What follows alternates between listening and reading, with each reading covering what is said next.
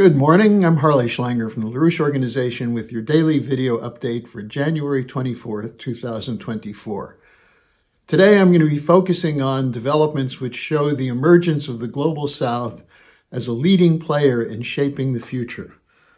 At the same time, we'll look at the desperation of those who wish to maintain US-NATO supremacy in a collapsing unipolar order. There was a non-aligned meeting which just took place in Kampala, Uganda, which had over 120 nations in attendance. And they took up a question posed by Ugandan President Museveni at the beginning of the conference when he asked, quote, "I wonder why global economic actors fail to understand that the prosperity of the entire world population benefits everyone, instead opting for policies that keep the majority in poverty," unquote. Well, the answer to that is straightforward. The so-called economic actors of the world, by which he's talking about the proponents of the unipolar order, they refuse to accept the idea that they are not all powerful and therefore all deserving. They believe that ending poverty impinges on their control of raw materials and their dominance over the world, that this is a continuation of a colonial policy in new dress, but nevertheless the same geopolitical colonialism that characterized the British Empire in the 19th and 20th century and includes the geopolitical confrontation as a means of maintaining the gap between rich and poor. So the policy of these so-called economic actors is depopulation, destruction of sovereign nations, wars. Their modus operandi includes the control over credit and trade through financial institutions, which essentially are a global central bankers' dictatorship. And this is enforced by use of color revolution, coups, assassinations, and wars against those who don't submit to this order. Now, by global economic actors, I'm assuming Museveni is speaking of the corporate cartels, especially in banking, finance, and raw materials, centered in the City of London and Wall Street, and who use puppet politicians in Washington and Brussels and US-NATO military power to enforce their will. And they made up the slogan, the rules-based order, to justify their anti-human policies. They repeatedly hide behind terms like democracy, which they've made meaningless, while imposing censorship to anyone who opposes their top-down control. Now, just look at the tragedy they've imposed on the people of Ukraine in their proxy war designed to weaken Russia, which they announced at the beginning of this war was their intent, but actually goes back to the policies from the end of the Cold War, when they had a plan to use shock therapy to break apart Russia and steal the Russian resources.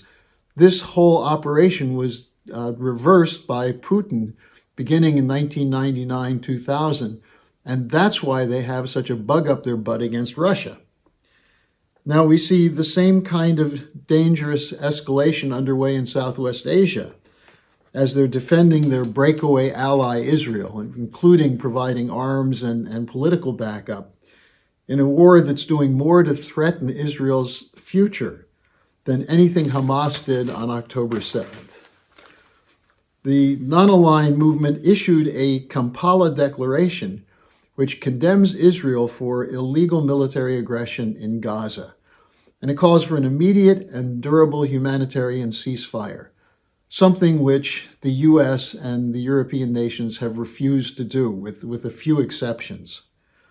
Now, what we're seeing instead is, or actually I'm saying what the Kampala Declaration includes is support for the case brought by South Africa at the International Court of Justice. And this is a case designed to stop the genocidal war against the population of Palestine. Now, in Ukraine, there are a couple of things that are important to note, one of which was an interview done with CBS News on January 22nd by Russian Foreign Minister Sergei Lavrov. In this interview, he said, "We are ready to listen to proposals to establish just relations between Russia and Ukraine, which would mean an end to the war." But he said the first step is to stop, quote, "the Western policy of using Ukraine as an instrument of war against Russia," unquote. He countered Blinken's statement made at Davos when he said Russia is against negotiations.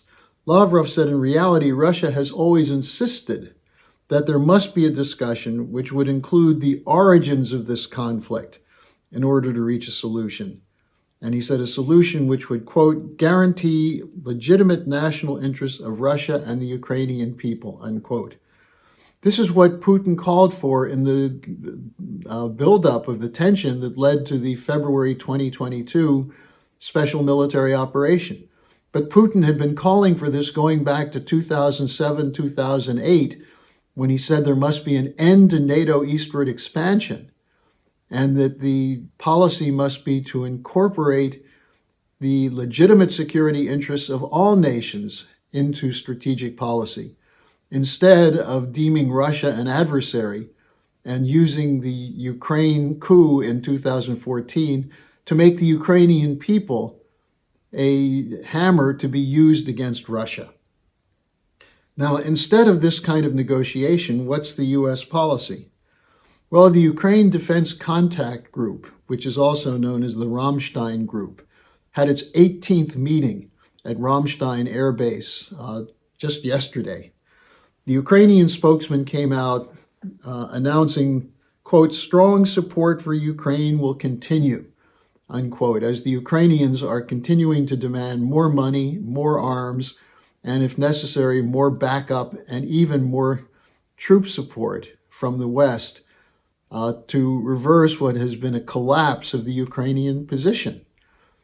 And it's clear that Ukraine is being sacrificed for the goal which was announced at the first Ramstein meeting, that is to use Ukraine to weaken Russia. And the whole point of the counteroffensive was to do that.